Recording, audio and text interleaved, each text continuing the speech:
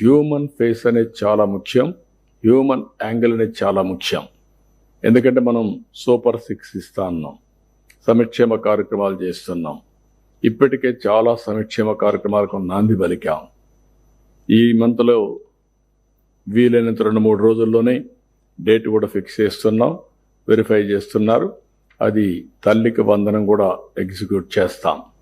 అది అయిన తర్వాత కేంద్ర ప్రభుత్వంతో సమానంగా ఎప్పుడైతే వాళ్ళు వాళ్ళ వాటా వేస్తున్నారో అదే రోజున మనం కూడా 14,000లో 3 ఇన్స్టాల్మెంట్స్తో మనం కూడా వాళ్ళ అకౌంట్ పంపిస్తే డీబీటీ వేస్తున్నాం. ఇది అయిన తర్వాత August 15th we're executing free bus. మహిళలకు ఏదైతే ప్రామిస్ చేశామో ఫ్రీ బస్ ఇస్తాం. ఈ 3 మనం ఏవైతే ఉన్నాయో ఇవి 2-3 నెలల్లోనే పూర్తవుతాయి. ఇప్పటికే అనేక కార్యక్రమాలు మనం చేశాం. పేదల సేవలో 4,000, 6,000, 10,000, 15,000 రూపాయలు ఇస్తున్నాం. సంవత్సరానికి 33,000 కోట్ల రూపాయలు ఖర్చు పెడుతున్నాం. దీపం 2 3 సిలిండర్లు వాళ్ళకి ఏర్పాటు చేస్తున్నాం. ఇప్పటికే ప్రారంభించాం.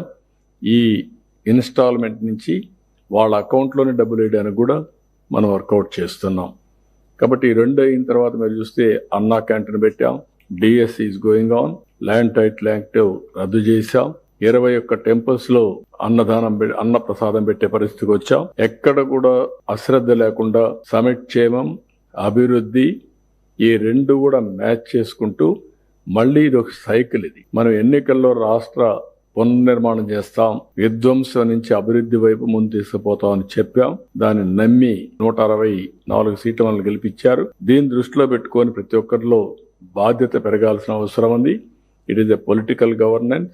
ఈ పొలిటికల్ గవర్నెన్స్ లో ఇక్కడుండే అధికార యంత్రాంగం మొత్తం మేము ఒకసారి డైరెక్షన్ తీసుకున్నప్పుడు, ప్రజల అభిష్టం ప్రకారం కొన్ని నిర్ణయాలు చేసినప్పుడు దీన్ని యాజ్ ఇట్ ఈజ్ అమలు చేసే బాధ్యత మీ అందరిపైన ఉందని చెప్పి కూడా మీకు తెలియజేస్తున్నా.